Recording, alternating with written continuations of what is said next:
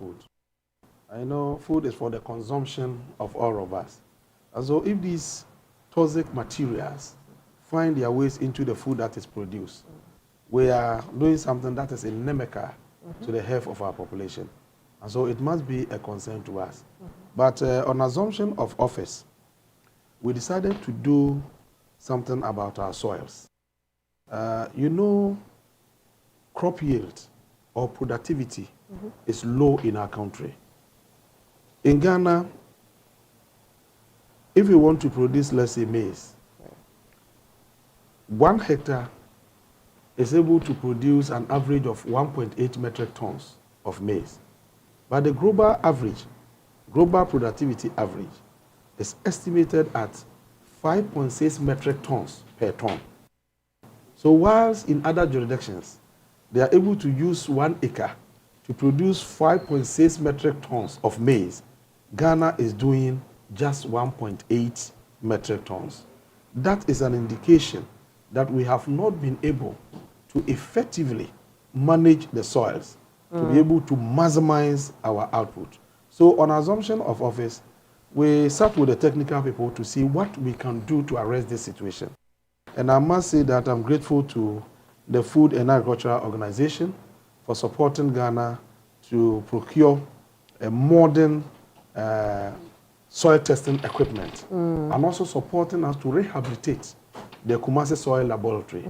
Now we are in the position to test our soils across our districts. I see. So what will this machine be testing? The machine will be testing the soils. The soil scientists will go to the various districts, take sample of the soils for testing to enable us know the conditions of the soil, the nutrients that are available, which ones are lacking, and then we put in place mechanisms to treat that. Right. If you don't treat the soil that way, there's no way you can get the best out of the soil. Okay. And so all these things coming on board, it means that we have to intensify our efforts at testing the soil to understand the nutrients of the soil. If it is nitrogen that is lacking, what type of fertilizer are we going to apply to restore the nitrogen levels so that we can condition the soil to produce the quantities that we anticipate. Right. So when the technical people go to the field and they are able to test the soil and they generate what is called a soil map for us to see, that will inform our decisions going forward. And all these issues about the toxic nature of the soil, the pollution and other things will come to. But will it also detect the presence of heavy metals? Yes, very, very important. Okay. It is part of it. Okay. It is part of it. We want to know what the soil is now, what is in there, what is lacking, what can it be used for. Right. You understand? So that we can avoid the blanket application of fertilizers. Every year, the ministry will just go to the market, buy NPK, fertilizer that is made up of nitrogen, phosphorus, potassium, and then distribute across the country. Assuming the nitrogen content in the soil is good for, let's say, maize, any addition becomes, poisonous. It becomes destructive and counterproductive. You end up reducing your yield because the nutrients are far above the requirement. And so these are some of the things that we are doing. And I believe strongly that if we are able to bring finality to this process, all these issues about the toxins and other things will be arrested. So, when you find the toxins in the soil, say you go to a place like Konongo where we are told that there are very, very high mercury in the soil, you find it there, then what next? What are you able to do for the farmers? In fact, when you find it, it means that that soil must be treated. Okay. You have to reduce that thing in there. It is something that is polluting the soil. Yeah. So you get it out. You treat the soil. But it will be challenging for you if we continue to mine with these. It is. As for the illegal mining, it is not a matter of being a challenge to me as a minister or to me as a citizen of this country. It is a challenge to all of us as citizens of our country. Because we are polluting the environment. We are destroying the land. We are destroying our water bodies. So what future are we bequeathing to the upcoming generation? Yes, we are blessed with the gold, but we have to use proper means to harvest so that we don't destroy the entire environment. It's a serious matter. Look, yesterday, some people came to me to discuss this matter, and I was playing with them. Every day we hear about the youth attacking those of us who are grown. Oh, what legacy are you leaving behind? What legacy are you leaving behind? We want to leave an environment that will facilitate their existence, make them happy, and create that conducive atmosphere for them to realize their potentials. That is what we want to leave behind.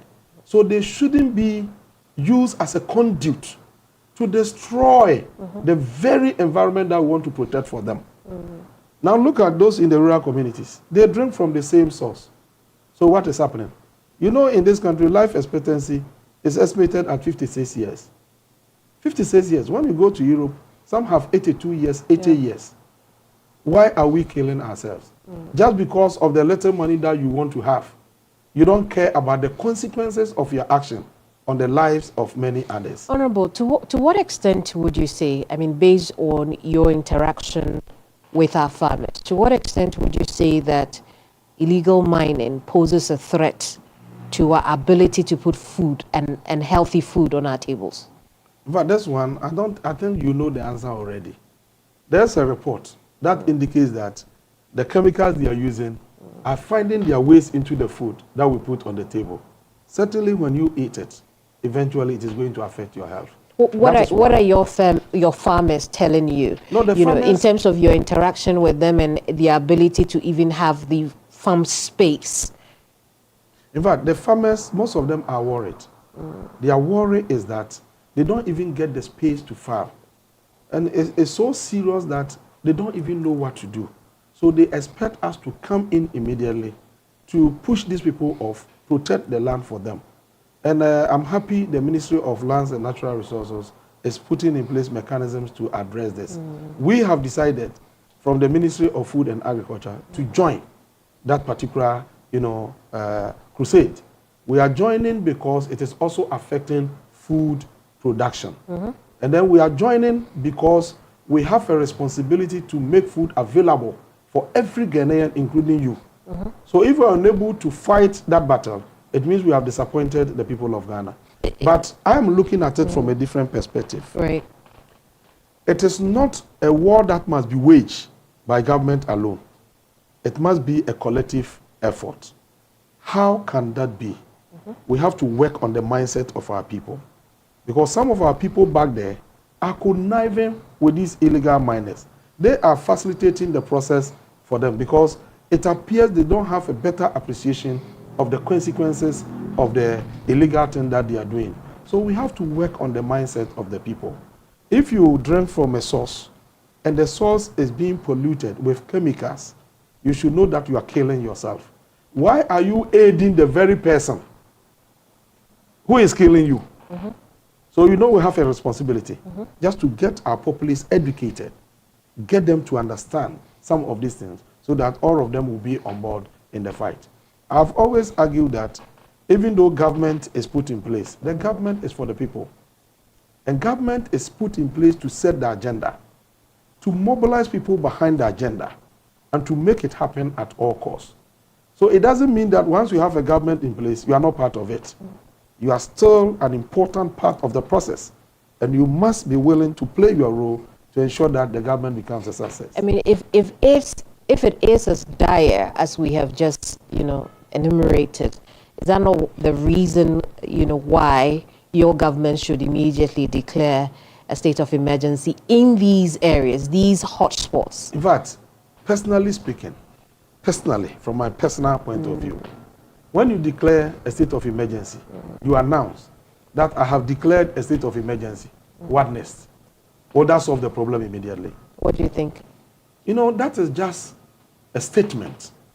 It must be followed with an action, a clear action, a clear pathway directed at arresting the situation.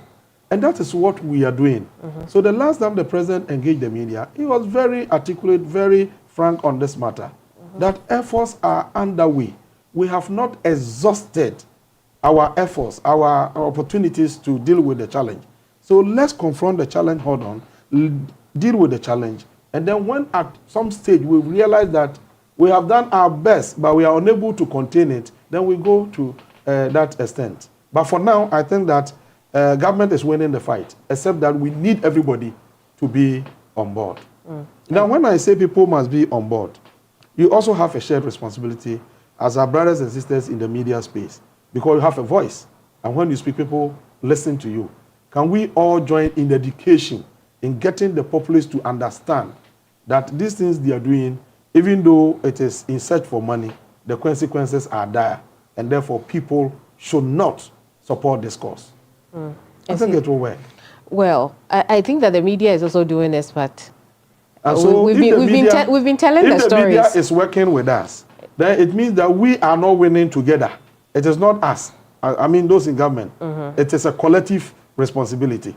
But I am of the firm conviction that if all of us are on board, we'll win this game. We'll win it.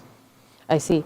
Now, apart from the soil, we have run a report at on TV3, in fact, across all media general platforms, when we tested some food items, and indeed we found, very alarming traces of these dangerous heavy metals in the food items like cassava and the likes, right? How confident are you when you sit behind your table to eat? In fact, I've also heard about the report.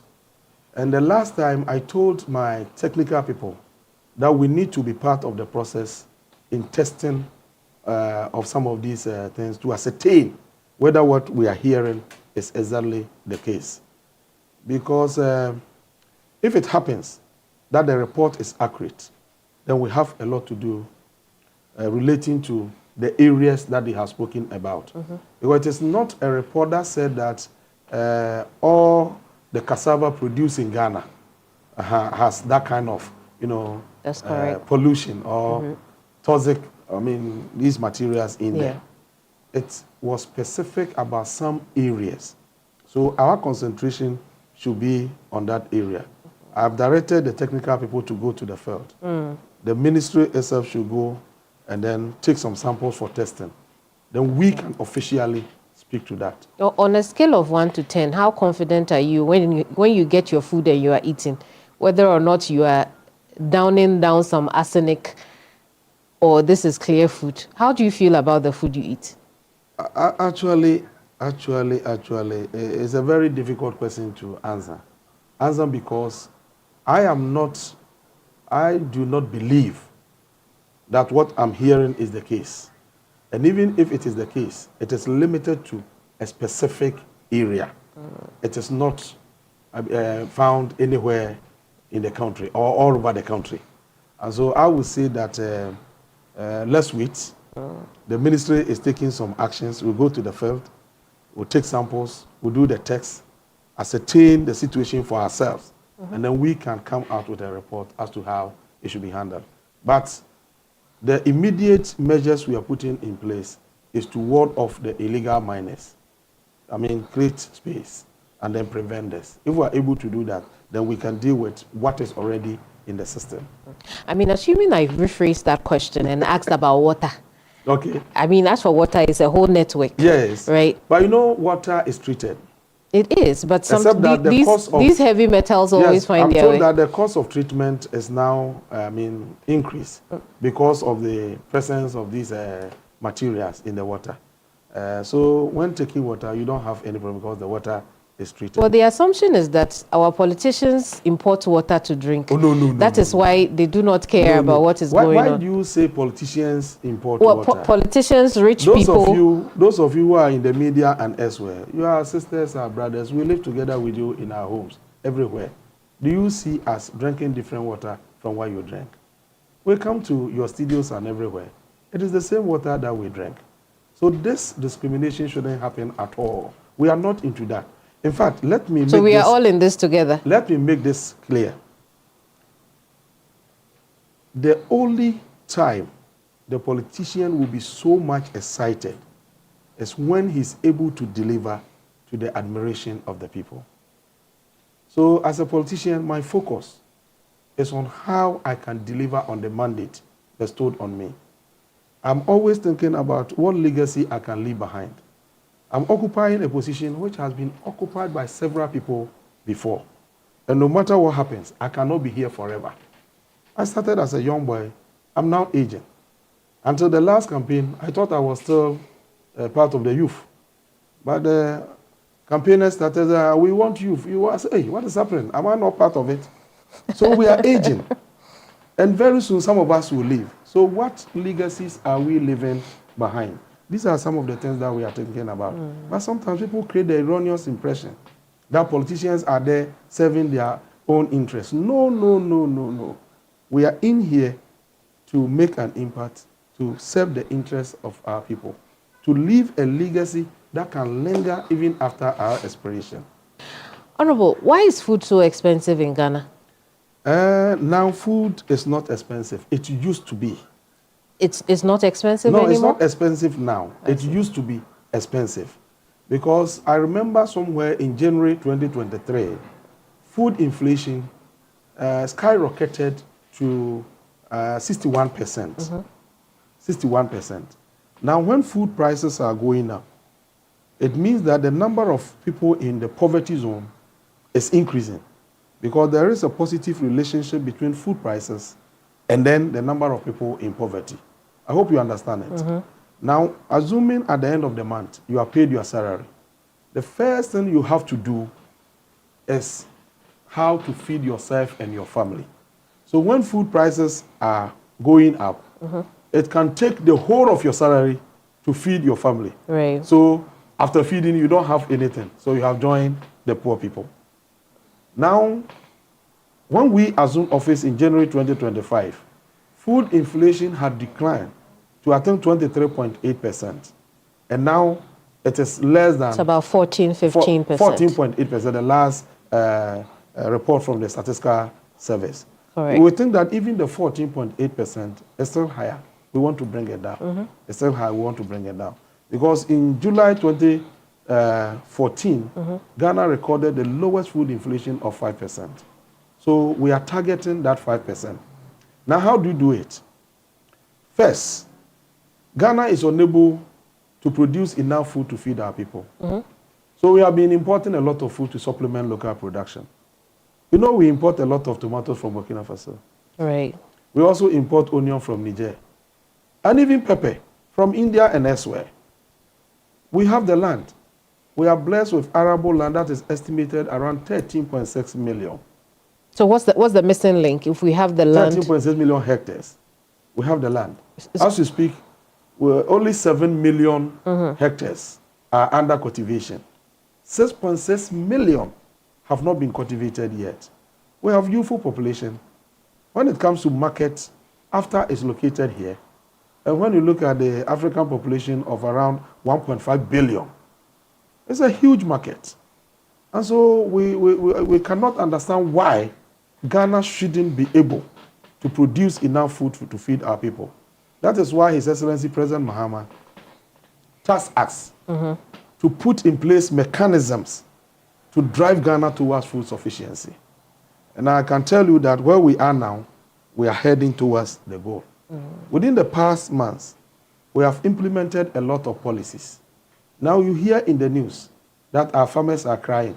They have produced so much, they are not getting market. Are you not hearing it? Indeed, indeed. Some are even complaining that prices are collapsing so low that they are unable to recoup their investment that they made in the farming activity. It is an indication that the investment we made in the production of food is yielding the results.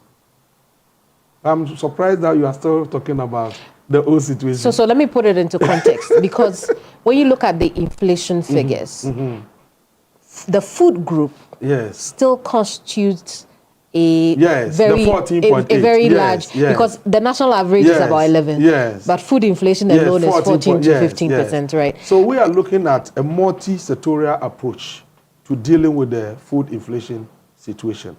One, if you produce in abundance, certainly it will force prices downwards. If you produce in excess of our demand, price will come down, but the farmer will suffer. So we have resourced the National Food Buffer Stock. We have given them initial amount of 100 million Ghana cedis. They will step into the market from next week and buy the excess maize and then the excess rice. So we have excess maize and excess rice in the system now. That's why they are crying. The farmers are crying now. I thought they were crying for vegetables. No, not vegetables. You know, the vegetables farmers were from Agogo. Their problem was that they have produced the tomato and they were not getting the market. But on assumption of office, we crafted a strategy to deal with tomato production. What we did first was to engage with the technical people and the buyers. We wanted to know the taste, the type of tomato they want from us, and which they are not getting. Hence, they are going to Burkina Faso for importation. So we concluded on the variety, and we have made that variety available. So from the Ministry of Food and Agriculture, we procured the seeds, and we're distributing to the tomato producers in their various enclaves. We have asked them to be in clusters, and then we give them the seed, and then we introduce a buyer to them. So in the Agogo case, the MP came to me. When he came, we were thinking about seed and fertilizer. And the MP said they had planted already. So what they need was the fertilizer. And I made the fertilizer available to them free of charge because we wanted them to increase production. So when they harvested, our buyers had problem with the variety they had produced. Okay. And that was why they were crying for buyers. Immediately the president intervened, and then some arrangements were made for the tomato to be procured and distributed to secondary schools. Now they are starting planting again. So I'm going there Tuesday or Wednesday to give them the seed that we want with the buyers, so that when they produce that, it will be bought immediately. So I recall, let me share. Have you harvested already? The seeds that you give the farmers, have we had any harvest yet? We are starting. We are starting the harvest. You know, we have two farming seasons in Ghana. We have the southern sector that start farming in March. And we have the northern sector, they start around May, June. So what we are harvesting now, we are harvesting from the southern sector. The northern sector is yet to harvest. And you know, under the Feed Ghana program, we did a campaign. The Feed Ghana is not just about government interventions. The first leg of the Feed Ghana program is to campaign for mass participation in the program. So we embarked on a campaign that said that, look, every Ghanaian household must have a backyard garden. I think we have one. Or you don't have one yet? No. Please do. I'm waiting for my seeds. It's so important. We see our soil is fertile. So you leave a small space in your house. You plant tomato, pepper, or onion. When you harvest from your own garden, it reduces the cost of feeding the house. And you are able to make some savings for other developmental projects. That will make cost of living, affordable. Then again, we are also urging secondary schools to have school farms. As I speak with you, 129 secondary schools in the country are participating in the first year of the program. And if you see the funds that they have made, you give us the plaudits that we deserve. Then we are also saying that in Ghana, we have more churches than schools. In fact, one morning I got up in my hometown and I counted the number of schools. I got 9. But when I counted the number of churches, I got 39. Now, if we are able to bring all these people on board to participate in agriculture, to go into farming, we'll be able to produce enough than we need. I see. So some of the churches have also come. They are with us. They are participating. Some have issued instructions to their branches across the country, urging them to go into agriculture. Then we are also saying that state institutions must also go into agriculture. We have the military scaling up their farming activities. National Service, we are supporting them. We give them the seed, we give them the poultry feed for them to scale up their activities. We have the prison service, we give them the tractors, the things that they require, and even some financial support for them to also scale up. In fact, when I visited Kenya, prisons, I realized that from the prison, from the camp to the farm, it's quite a distance. Right. So I had to procure Kia truck for them to facilitate their movement so that they can also be part of it. So we have all these people on board. If government does not do anything at all with these interventions, you can agree with me that we should be able to produce enough food to feed our people. So that is just the campaign. Let's interrogate those interventions further when we come back from this break. Okay. You're watching Hot Issues. My guest is Eric Opoku, who is a Greek minister. We'll be right back.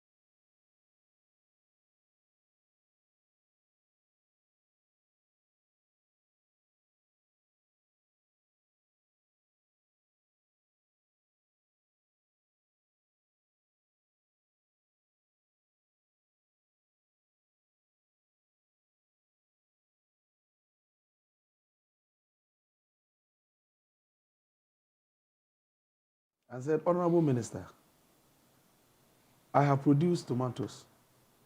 I have about 120 boxes. I'm not getting buyers. What can you do to help me? I called one of the buyers we are working with. And he said, oh, Honorable, can you send me a picture of the produce? So we forwarded the picture to him. And he said, tomorrow I will be there to buy everything. The next day, he went there and bought everything. Because the variety was what they are looking for. No, there are some processing plants here in Ghana that we are working with them. They have the plants located in some areas, but the location of the plants are far, far, far away from the production point. So we are playing that facilitation role of bringing the producers and the buyers together. And so, as for tomatoes, our approach is working. Right. So yes, my the Agogo case. Right. We are now putting in place mechanisms to avoid the recurring of that situation, where the farmers will have to make noise before we intervene. That is not. What is the strategy to ensure that? The strategy is that I will be there with them. Either, in fact, the initial plan was to be there on Tuesday, but just this morning I've received some information, and I have to change that to probably Wednesday. If we get there on Wednesday, what we are going to do, we are going with the buyers. We'll give them the seed, we'll introduce the buyers to them, and then when they are planting, the buyers will also be there to set up the mini processing plant. So that immediately they harvest, the buyers will be there to buy. We are doing this for one important reason. My dear, you know, in this country, 30% of all the food that is produced go waste. I mean, is it not ridiculous? Yeah. That after investing in food production, we sit down and allow 30% to go waste, post-harvest losses. We want to minimize that. Right. That's why we want the buyers to be on the field. Right. But so how will this be replicated in other farming communities? Good. Because then the NDC had promised that it will ensure that there is a connection between farm gates and the marketplaces. Yeah. So how will that happen? We have asked our farmers to constitute themselves into what we call community commodity-based cooperatives. In fact, we started the cooperatives campaign almost 3 months ago. Now, when we check our system, we have registered 65,126 cooperatives, and we are still counting. I see. Now, with these cooperatives in place, what do we seek to achieve? One, when they come together, producing in the same environment, producing the same commodity, they are likely to enjoy the advantages of economies of scale. Then again, the farmers will have a voice. a voice to be able to negotiate for reduction in cost of input, a voice to be able to negotiate for reasonable prices for their produce. So now we have the cooperatives in place. We are now going to deploy our technical people to go and educate them. Now, once you have the cooperative, access to the market finance becomes easy. Access to market becomes easy. Sitting in Accra, I can just go through the computer and tell you that tomato is being produced in this area because we have a cooperative there. They are into tomato production. Tomato is being produced here. So if we are asking the buyers to be in touch with them, it becomes a piece of cake. I see. I mean, but will this mechanism be publicly available, or is only to buyers who register with the ministry? No. You know, the cooperatives are entities everywhere in the country. So they are public entities that can be recognized, can be accessed at anyone's convenience. Okay, I see. So even if you decide to buy, let's say, maize, you can go to any of the cooperatives and have your own arrangement with them. In fact, we went and studied the system from Brazil. The president himself called me and said, Eric, this cooperative thing that we intend to do, can you go and look at the Brazil model? So I went to Brazil with my team. And what we saw was that the whole concept started from a family business, where a family into dairy farming realized that they were not earning so much from their farming activities because they would just go and sell the milk and then earn something later. Then they said, can we put ourselves into a cooperative and then look for loan to set up a processing plant so that we can sell our raw milk to the processing plant, and then they will add value, and then we can also make additional incomes. Right. So they went to the bank. The bank said, look, we can do it for you, but on one condition. If you can go to the Ministry of Agriculture for guarantee.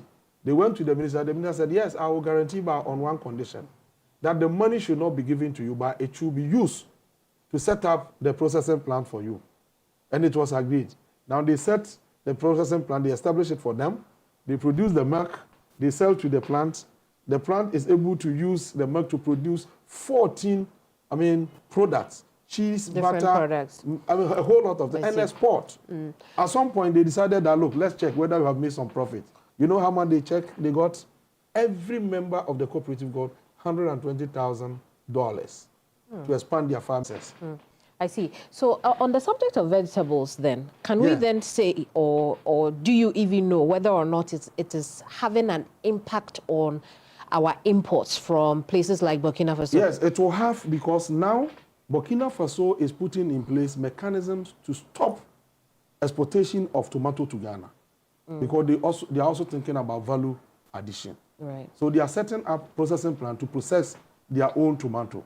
But what we are doing now currently, we have a lot of sites, I think about 49 or more sites, where we have put the vegetable producers together and we are resourcing them to produce. And another critical area we are focused on, which is the foundation for agricultural revolution, has to do with irrigation. We'll talk about irrigation. No, it's on the list to talk about. When it comes to vegetable production, irrigation is critical. Absolutely, and we'll talk about irrigation. But I just want us to, clarify some things you have mentioned before. When we look at the subgroups for food inflation, we see that vegetables are doing well. So we are seeing it in reducing, trend, right? But we don't see the same thing when it comes to our grains. What is happening with our grains? Are we still importing rice, as much as we used to? As for rice importation, yes, we are importing rice. But from what we have picked from the field this year, our rice production will increase significantly this year. Because first, the weather has been favorable, and then we, from the ministry, distributed some seed to the farmers in some targeted areas. And from what we have observed, our rice production will increase significantly. But we cannot close the gap within 1 year because the gap is very huge. Consumption is estimated above 1 million, 1.5 million tons. That is consumption. And production is around 600 million. Yeah. So you can imagine. You cannot use 1 year to close the gap. But there's something that all of us must do. Because once we are thinking about feeding Ghana, we expect the people of Ghana to reciprocate our gesture by also eat Ghana. I hope I'm making sense. We are thinking about feeding Ghana, and that is why we are investing to increase production of food. The Ghanaian people, in whose interest we are doing all these things, must also reciprocate our efforts by also eating Ghana. But how many tons of rice will we be producing at harvest? In fact, I cannot give you the figure as you speak, but I can confidently and conveniently indicate that we are going to experience bumper harvest this year. Right. Because already, from even the southern sector, what we are seeing, we haven't seen that before. Okay. And we are receiving... So we have a glut of grains as well. Yes, in the southern sector. That is why the maize farmers are crying. In fact, what has delayed the intervention of the National Food Buffer Stock is what we call the price determination.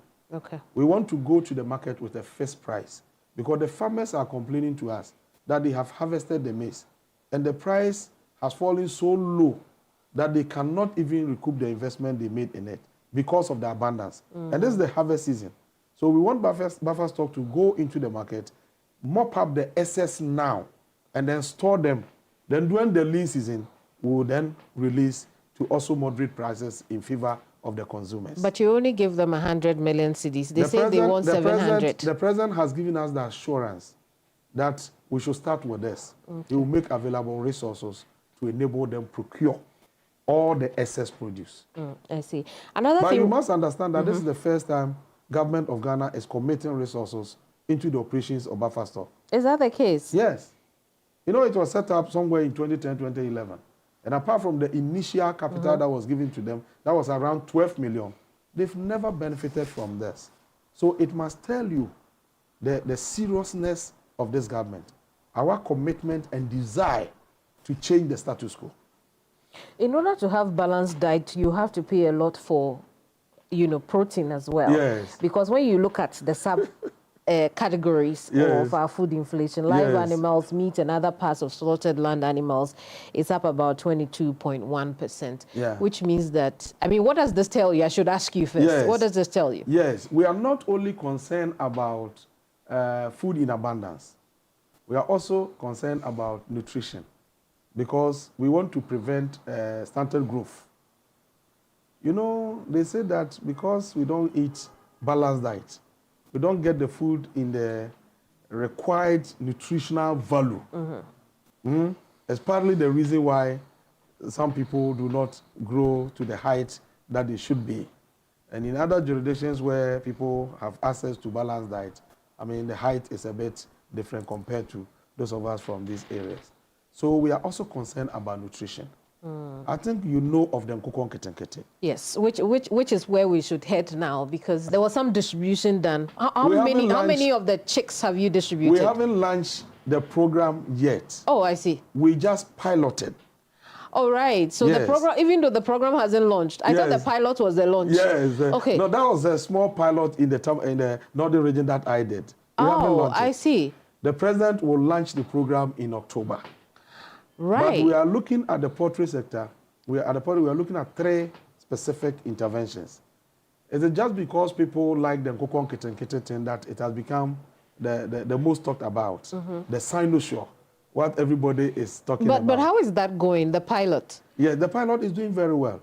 We selected 12 districts in the 5 northern regions. And then every farmer was given 120 bears plus some feed. And then we also distributed some number of guinea fowls in addition to the bears that we did. But the information we are picking from our technical people that they are doing very, very well. Now we are going to scale it up across the country.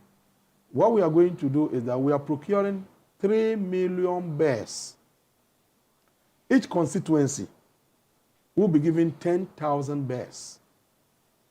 We are almost at the end of the procurement process. And we are also procuring feed, so that we'll give you some quantity, some number of birds, and then we'll give you some quantity of feed. But we understand that we are giving this to farmers, most of whom are novice.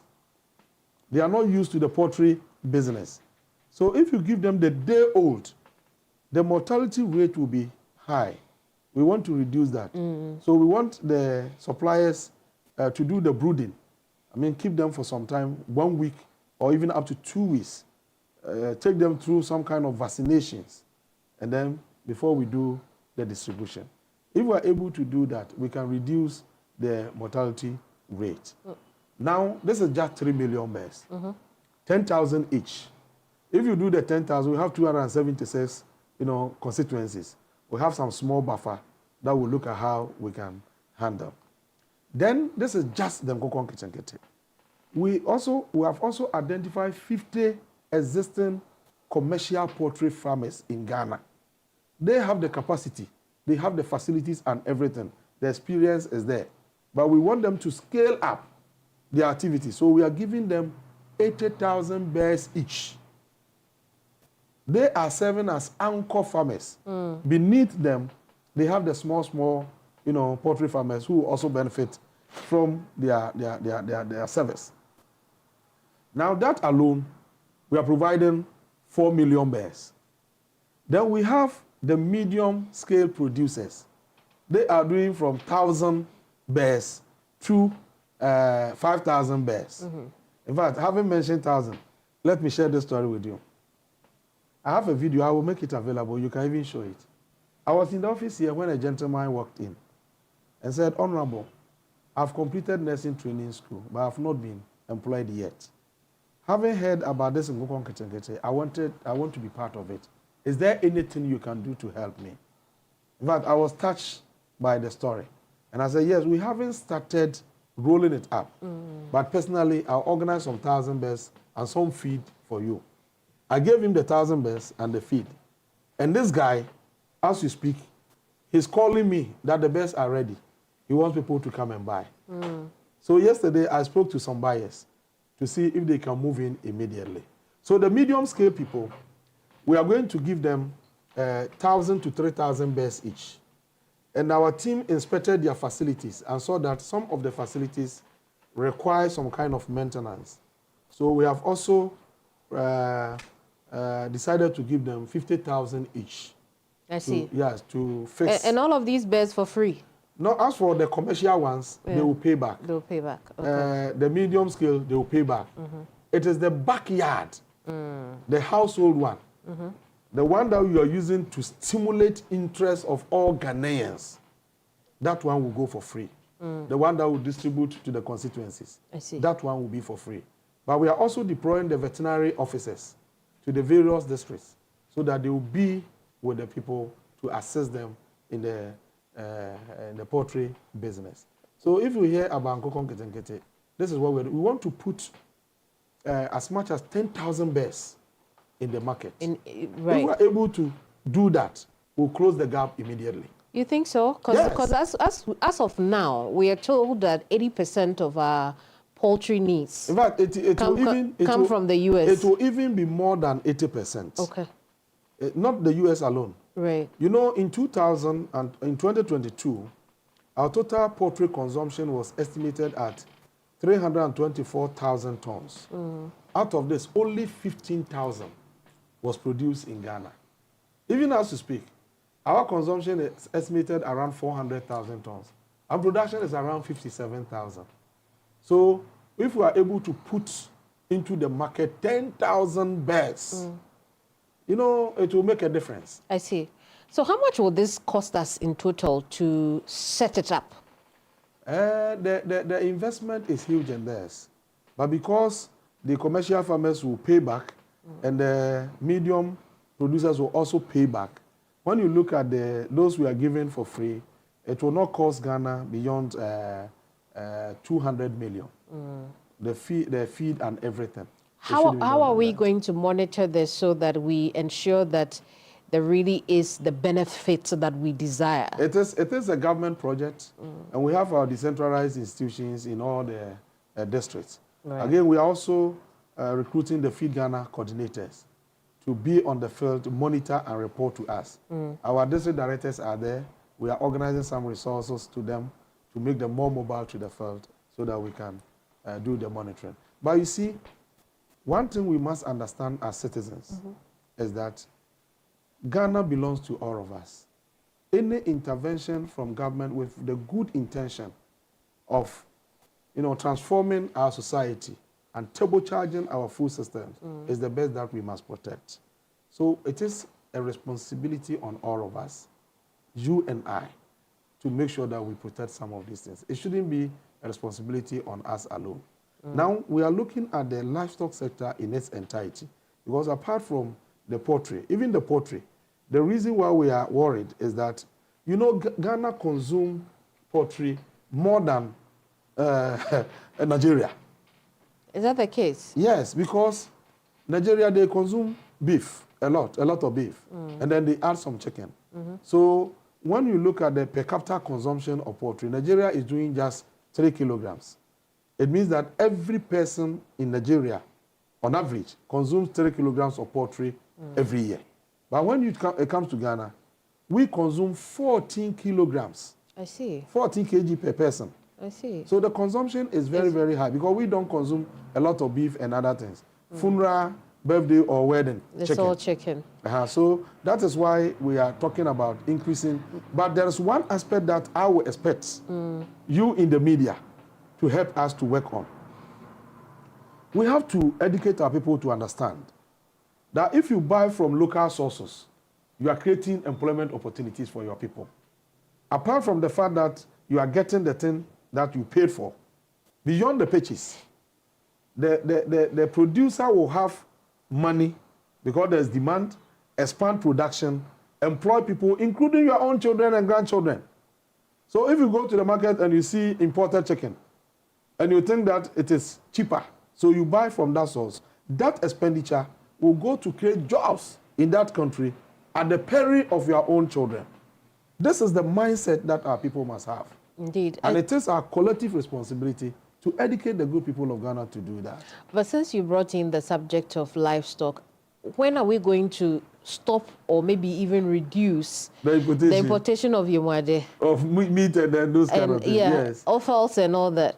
Yes, it is very important thing. It is a very, very important question you have posed.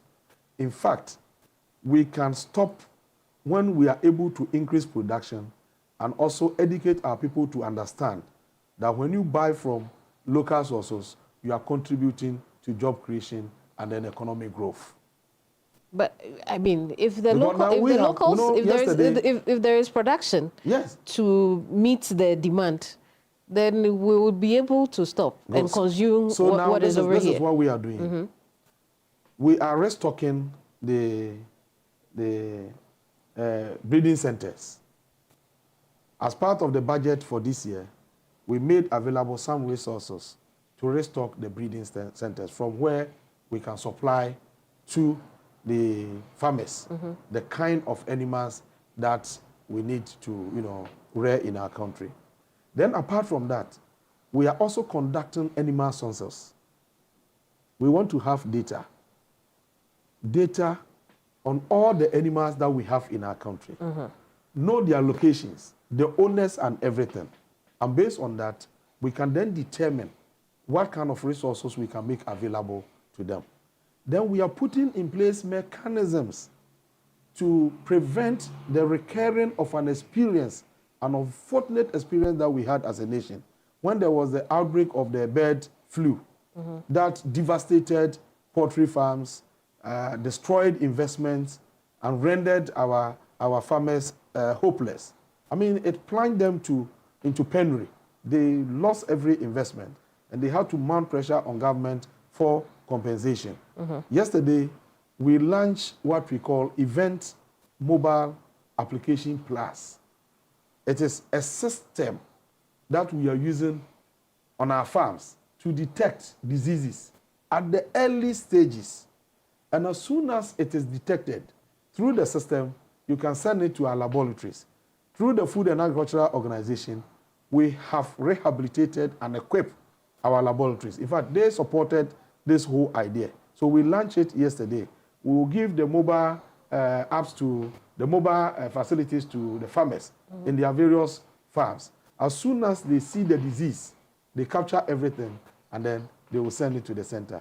We'll do the diagnosis, propose solutions, and then deal with it before it can escalate. But it hasn't started yet. No, we launched it yesterday. Okay. And our officers will soon be to the field. We are now under another program, procuring vehicles, motorbikes, in sufficient quantities for the veterinary officers to be mobile so that they can go And the around. Coverage is across the country? Across the country. Okay. Across the country. You see that we are doing smart agriculture. Well. Smart agriculture is where agricultural decisions are informed by data and technology. Are we not on course, my dear? It would seem so. Honorable, is Ghana food secure? Yes. You know, food security is anchored on 4 legs. The first one has to do with availability of food. Right. The second has to do with affordability. And then the third one, you look at the nutritious aspect of it. Right. And the last one, you look at stability, in the supply of food. Whether you have in place sustainable measures to ensure consistent supply. In the case of Ghana, we are food secure. In fact, FAO and by all the international standards, we are food secure. Except that we do import some food to supplement local production.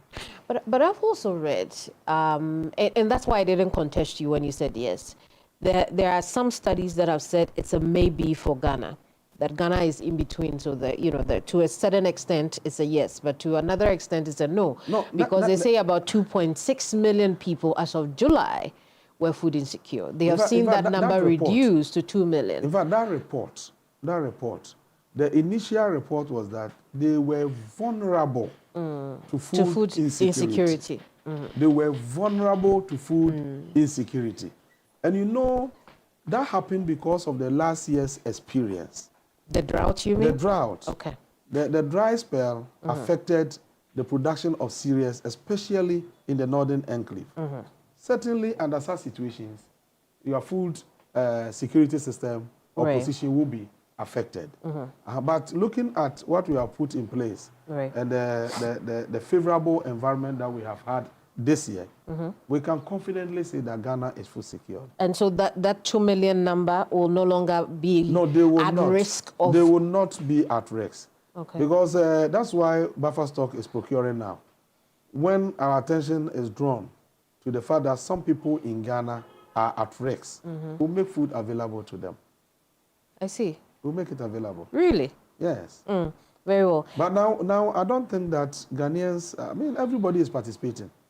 Our technical people in the north sent us a report that said that the number of people in agriculture has increased significantly this year. Oh, okay. Indicating that the campaign has been successful. I see. Now, while you are at the north, let's stay there a little bit, because the drought you mentioned was very severe in that part of the country. We know that in recent times you have, intervened in trying to help the farmers irrigate further their farmlands. One of the things that happened is we know that some water pumps that were seized were redistributed. Talk to us about how that is going. Actually, the anchor of all the systems we are putting in place for Ghana to attain that food security status is irrigation. Rain-fed agriculture does not guarantee food security because you depend on the mercies of the weather. If the weather is unfavorable, you are doomed. It is only when the weather is favorable that you can talk about some achievement. So we want to transition Ghana, move Ghana from rain-fed agriculture to irrigation agriculture. And the president has asked us to make sure that it happens.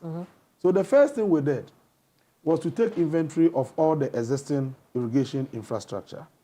Ghana is blessed with irrigable land estimated at 1.9 million hectares. And as we speak, only 229 hectares are under irrigation. Right. And then when we did the inventory, we saw that some of the irrigation infrastructure have been there for a long time, from Nkrumah's time, a champion's time, and they haven't seen any renovation. Some of them are currently operating at 5% below their capacity, as low as 5%.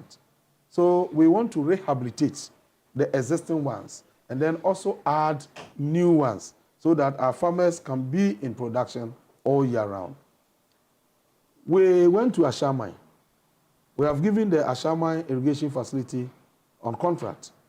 The contractor is likely to complete the work by close of this year. This facility was established somewhere in the 1960s. I see. So how many of these irrigation plants are you revamping or constructing from scratch? Yes, there are many. We want to do 100,000 hectares within the 4 years. Across the country? Yes. How many have you done this year? This year, we are rehabilitating Ashamai. We are doing Aveime. And then we are also looking at Weta. Very soon we'll go to Weta. We go to Via. Yesterday, I was told about Shama. We are preparing to go there. There is an ongoing irrigation project that we inherited at a Suchare, a project that will serve farmers in Greater Accra and Eastern region. We have some projects in the Afram Plains Enclave. The French Embassy is giving us support.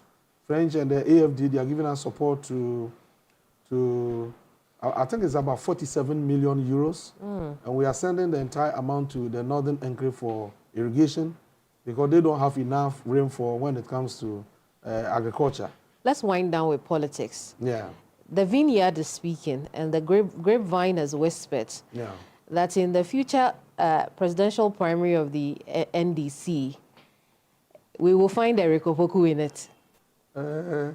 Personally, I haven't said that anywhere. But as a player in the political space, I know people watching me from near and afar are entitled to making their opinions and their comments about me. I'm now focused on delivering on the mandate bestowed on me by His Excellency, the President. My major preoccupation now is to work on the transformation of the agricultural sector. Because if I'm able to deliver that, I mean, it will be a monumental achievement for me. Do you think? As for future decisions, these are personal decisions. When we get to the river, you cross it. You cross it. But do you think you're presidential material? Salt never admires itself. You are the people watching me. I've been in the space for so many years. I've made a lot of contributions and a lot of impact. I can say I am, but it is not for me to decide. It is for the people of Ghana to decide. And so I am not concerned about getting this position or that. I'm always concerned about what I can do with what I have now. But let me indicate that